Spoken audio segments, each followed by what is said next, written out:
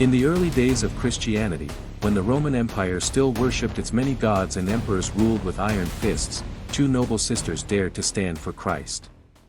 Their names were Anatolia and Victoria, virgins of faith, heroines of purity, and martyrs of Rome. Born into a wealthy Roman family in the 3rd century, Anatolia and Victoria were raised in privilege and comfort.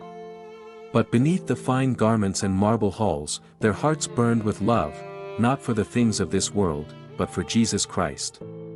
Though both were admired for their beauty and virtue, they made a vow to remain virgins for the sake of the kingdom of heaven, but this vow would be tested. During the persecution of Christians under Emperor Decius around the year 250 AD. Both sisters were promised in marriage to prominent pagan men, Victoria to a man named Eugenius, and Anatolia to Titus Aurelius.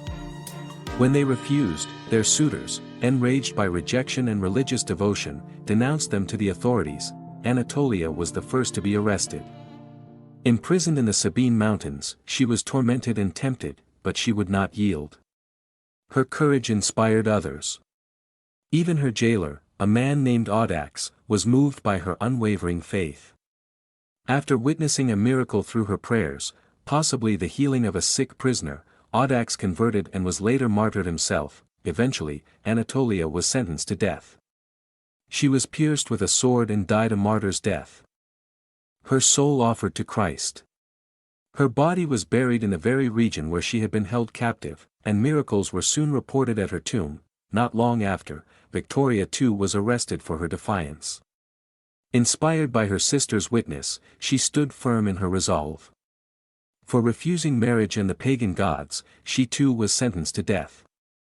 Her execution came swiftly. Stabbed with a sword, she followed her sister into eternal glory. The memory of Saints Anatolia and Victoria spread quickly among the early Christians. Churches were dedicated to them, especially in central Italy.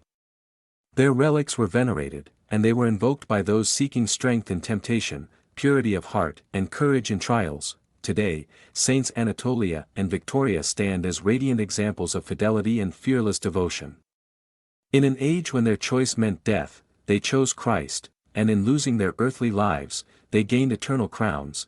If you were inspired by the lives of Saints Anatolia and Victoria, please help this small channel grow by subscribing, sharing, and supporting our mission to tell the stories of the saints who changed the world. Thank you, and God